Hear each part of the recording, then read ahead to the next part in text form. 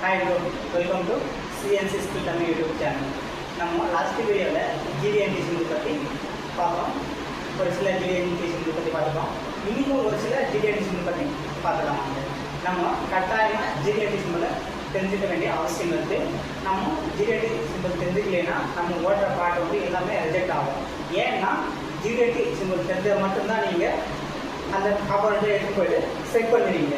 அந்த ஜிடிஎன்டி சிம்பிளை தெரியலைன்னா நீங்கள் என்ன செக் பண்ணணும் அப்படின்னு உங்களுக்கு தெரியாது. அப்போ நீங்கள் அந்த டைமென்ஷனை செக் பண்ணாமல் விட்டுருவீங்க. அப்போ பாட்டு ரிஜெக்ட்லனா ஆகும். ஸோ அதனால் தான் கட்டாயமாக வந்து ஜிடிஎன்டி சிம்பிளை தெரிஞ்சு வச்சுக்கணும். ஒரு ஆப்ரேட்டராக இருக்கட்டும், சீனியர் ஆப்ரேட்டராக இருக்கட்டும், செட்டாக இருக்கட்டும், குவாலிட்டியாக இருக்கட்டும், கட்டாயமாக இந்த ஜிடிஎன்டி சிம்பிளை தெரிஞ்சு எடுக்க வேண்டிய அவசியம் இருக்குது. சரிங்களா? பார்த்துடலாம் ஒரு சில ஜிடிஎன்டி சிம்பிள். நம்ம டிராயிங் ப்ரோக்ராமில் வந்து இது போர்டு கொடுத்துருவாங்க. போர்டு கொடுத்துட்டு நம்ம கூட ஒரு டைமென்ஷன்லாம் வரும். இது போர்டு கொடுப்பாங்க.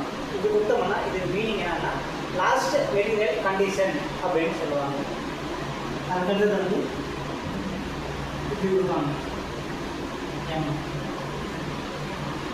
இது வந்து மேக்ஸிமம் மெட்டீரியல் கண்டிஷன் அப்படின்னு சொல்லுவாங்க. அதுக்கடுத்தது வந்து இது எல்லாம் தெரியும். இப்படி கொடுத்தாங்கன்னா டயாமீட்டர் அப்படின்னு சொல்லுவாங்க.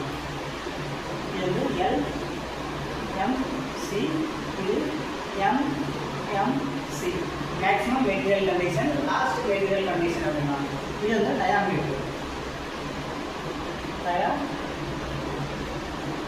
டயாமீட்டர் தடுத்ததாக இப்படி கொடுப்பாங்க. இது வந்து counter board. Board counter board. அதே போல் இன்னொன்று இப்படி கொடுத்துருக்காங்க.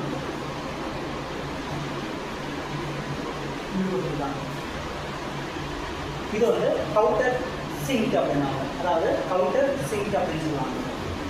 Counter sink. இந்த கவுண்டர் சிங்க் ஆனது சாம்பர் எடுத்து பார்த்தீங்களா, அதாவது மென்ஷன் பண்ணுவாங்க கவுண்டர் சிங்க்.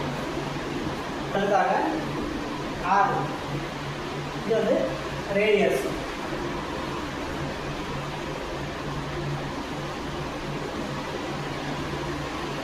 ரேடியஸ்ன்னு சொல்லுவாங்க. அதுக்கடுத்து வந்து SR கொடுத்துருக்காங்க. ஸ்பெரிக்கல் ரேடியேஷன் பண்ணுவாங்க. Spherical radius. ஏர் புரியமாக இருக்கலாம். அதுக்கடுத்ததாக S டயாமீட்டர், ஸ்பெரிக்கல் டயாமீட்டர் அப்படின்னு